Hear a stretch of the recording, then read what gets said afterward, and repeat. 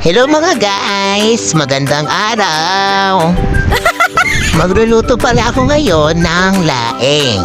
Wow! Ito na nga at aking inuna ang bawang sibuyas, luya at karne. Nilagyan ko na rin ng secret ingredients yan. Alam mo na, pampasarap. At hinintay ko nga muna matoasted ng konti ang karne bago ko inagay ang laing. Pagtapos kong nilagay ang laing ay hinalo ko muna ito. Wow!